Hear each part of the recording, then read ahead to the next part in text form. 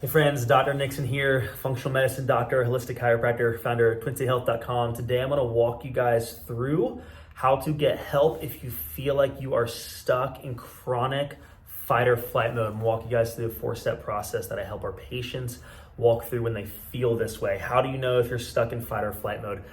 You'll know in your nervous system, in your body, as you become body aware. It can feel like stress. It can feel like anxiety. It can feel exactly how you would feel if you were running from a tiger.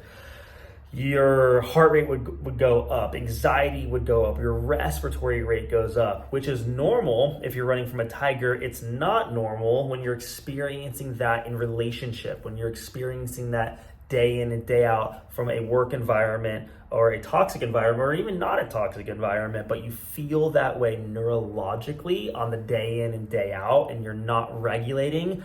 That comes with consequences. The consequences are it downshifts your digestive system, so metabolism slows down. Weight gain can happen. It downregulates your sex hormones. This is where women can see problems with estrogen and progesterone, which can lead to things like depression or more anxiety or more weight gain or digestive issues, things like constipation or bloating or irritable bowel syndrome. So I'm gonna walk you guys through my 4-step process of how to help regulate your nervous system. The goal is not that you would never experience fight or flight. It's that when you do, your body and your nervous system would know how to regulate it back into parasympathetic, which is called rest and digest.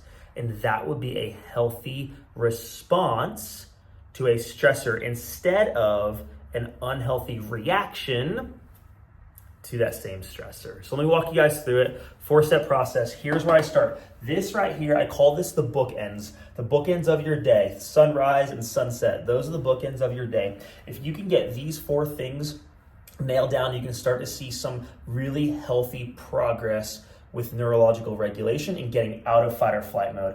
So when you wake up in the morning, I'll walk you guys through. These are the 2 most common problems that I see when we do saliva testing on men and women, and we test their cortisol, which I believe is one of the, if not the best ways to measure cortisol is through saliva, not blood.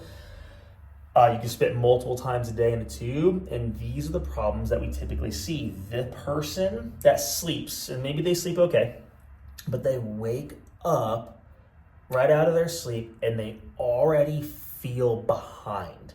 Before they've started their day, they wake up, they go to the bathroom, and they're already going through the toiling, the mental toiling of here's all the things I need to do today, and they already feel behind. Even if they're not, even if the clock says, hey, you're right on time, but they already feel that, oh, I gotta get the kids to school, we gotta pack their lunches, I have that big meeting at work, what are we gonna make for dinner? Oh, I'm already behind for my day. Comes a big cortisol spike, okay? That doesn't always feel bad. Sometimes it can feel like anxiety. The problem and the collateral damage is right here in the early afternoon. This person is going to crash, right? 2 p.m., 3 p.m., it's time to pick up their kids or whatever after lunch at work, and boom, they're done. They're tired. They're exhausted. Their brain fog, their mental clarity is not working, and they feel blah, and then they continue through their day. If that's you, here's where I want you to start. Number 1, morning light. Waking up in the morning and finding the sun. I mean, I know mom always said don't look directly at the sun. That's not what I'm saying. But finding the morning light, you have vitamin D receptors in your eyes. When your eyes see that sunlight, it absorbs vitamin D. That's cool. It also downshifts melatonin. It tells your brain, hey, stop making melatonin. That's going to be very helpful to clear out what are called catecholamines. And that's step number 2. Step 2 is delaying coffee. I'm not anti-coffee. I love coffee. I have some right here.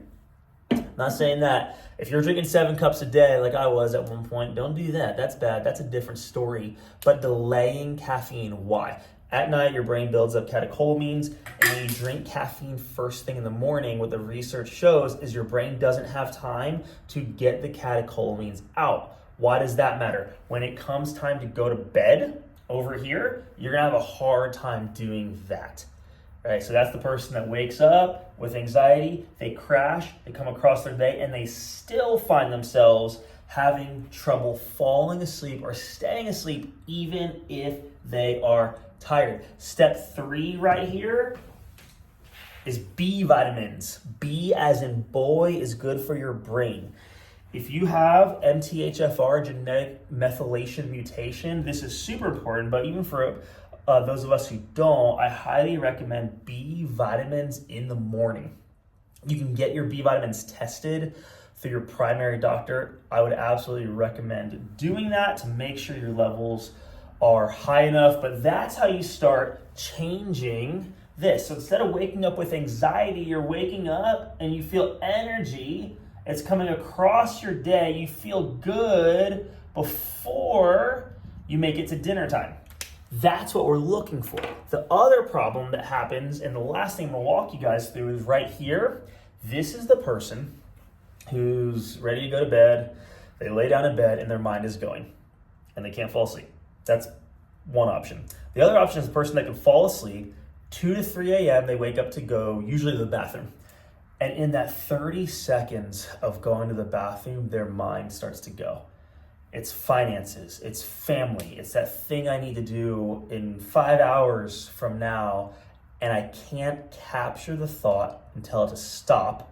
So it ruminates, it gains momentum, and now I'm awake. Now it's 3 a.m., I'm wide awake, and I cannot go back to sleep. That is brutal.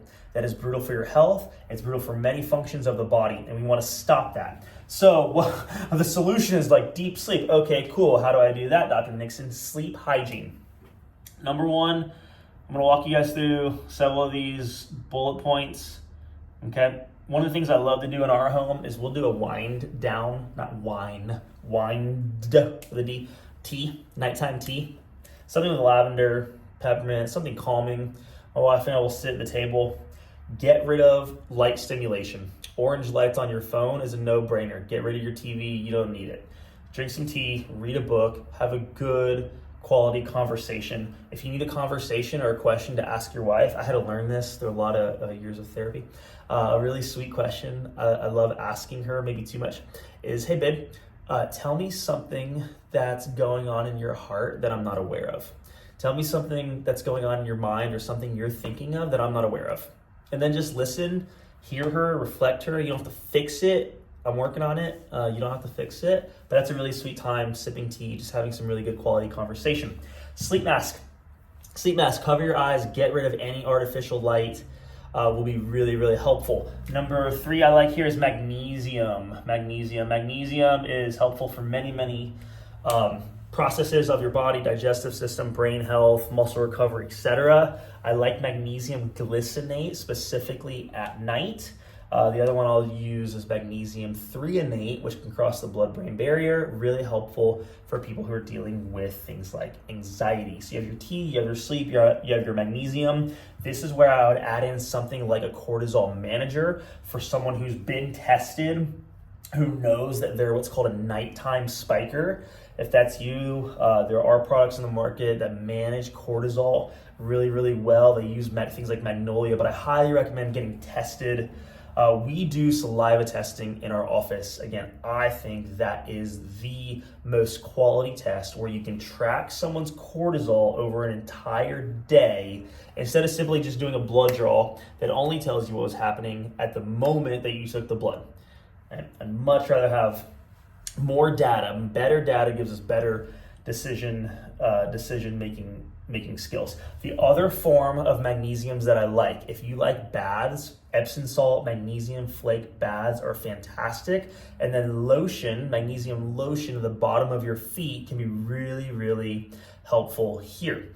Another thing is you can start taking melatonin producers. This is a key. I'll use low dose melatonin here and there for patients, but what I like better is something called tart cherry. Tart cherry helps your body make its own melatonin. And remember, get rid of artificial lights the best you can. So that's where we start. 1, 2, 3, 4. 4-step process of how to regulate sympathetic nervous system. What you're doing is you're taking your body out of fight or flight and into rest and digest. Man, I hope this was helpful for you guys. I love y'all. I love coffee and sleep. So delay your coffee and get good sleep. It'll change your health and change your life. This was Dr. Nixon with Twin City Health.